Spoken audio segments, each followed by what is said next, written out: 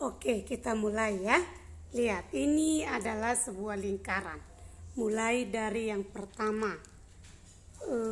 Yang pertama adalah titik pusat. Titik pusat. Inilah titik pusat. Titik, ingat ya, titik yang tepat berada di tengah-tengah lingkaran. Tepat berada di tengah-tengah lingkaran. Lalu yang kedua jari-jari. Jari-jari itu jarak antara titik pusat ke lengkungan, titik pusat ke lengkungan, titik pusat ke lengkungan. Jaraknya itu yang disebut jari-jari.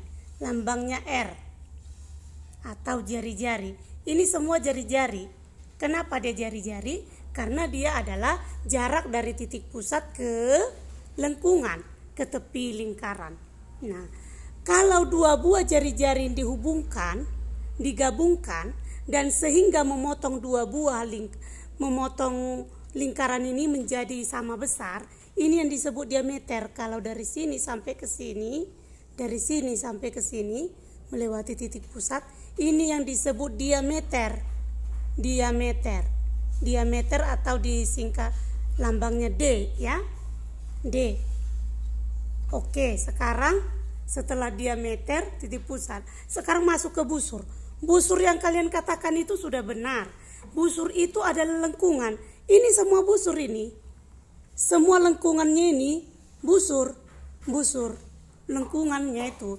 Semua lengkungan ini busur. Gitu ya.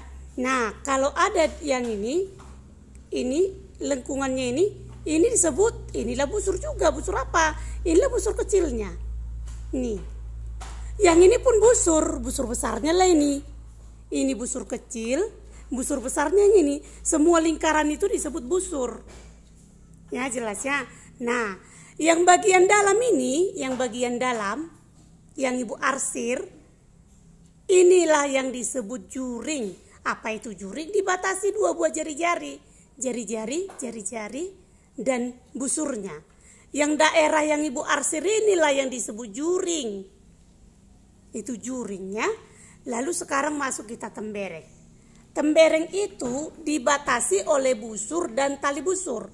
Dari ini busurnya, jari-jari Ibu tarik garis kemari. Tarik ini garis lurus ini, garis lurus ini, garis lurus ini yang disebut tali busur. Tali busur. Lengkungannya ini busur, ini talinya.